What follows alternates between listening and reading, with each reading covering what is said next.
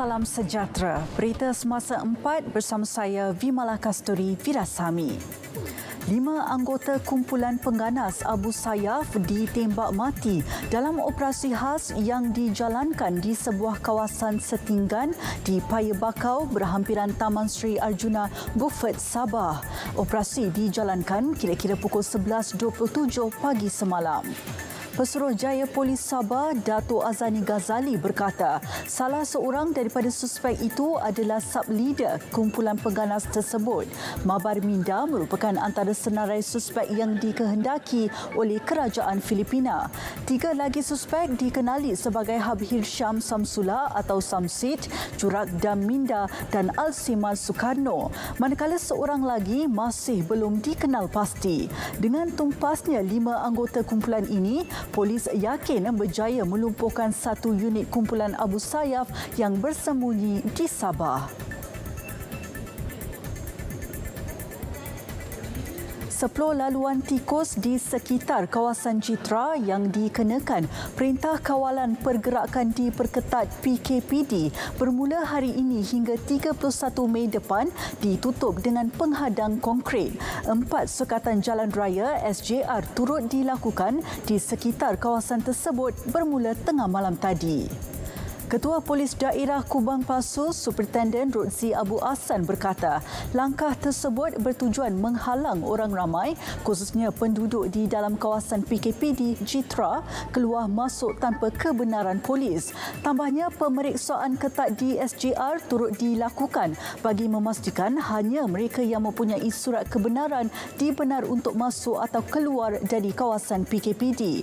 Orang ramai atau pertubuhan badan bukan kerajaan NGO yang ingin menghulurkan bantuan kepada penduduk yang terlibat PKPD diminta menyalurkannya ke Pusat Kawalan Operasi Bencana PKOB di Pejabat Daerah Kubang Pasu.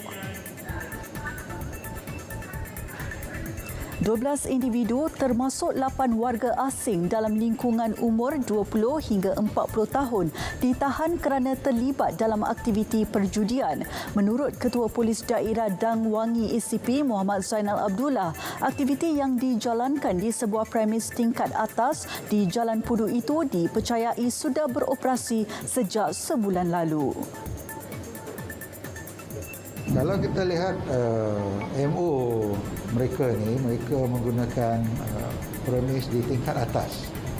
Berbanding dengan zaman dulu, mereka semua beroperasi di bawah. Jadi ini amat menyukarkan pihak kita untuk mengesan secara langsung.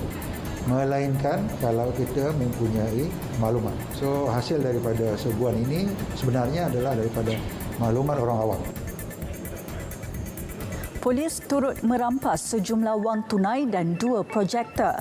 Kesemua individu yang ditahan akan direman bagi membantu siasatan termasuk untuk mengenal pasti dalang utama kes. Pelaksanaan Perintah Kawalan Pergerakan PKP masih memberi kelonggaran untuk peniaga beroperasi. Peluang ini sesuatu yang menggembirakan buat peniaga makanan tradisi seperti lemang dan rendang yang sinonim dengan sambutan Aidilfitri. Bagi Muhammad Suhaimi Muhammad Haris, walau berdepan beberapa cabaran seperti sukar mendapatkan bekalan buluh dan santan, jualannya tetap rancak. Selain jualan di gerainya, promosi menggunakan laman media sosial turut dijalankan. Kawasan jualannya yang sebelum ini menjadi laluan utama bagi pergerakan merentas negeri ke Melaka agar lengang tahun ini, namun sambutan daripada penduduk setempat amat menggalakkan.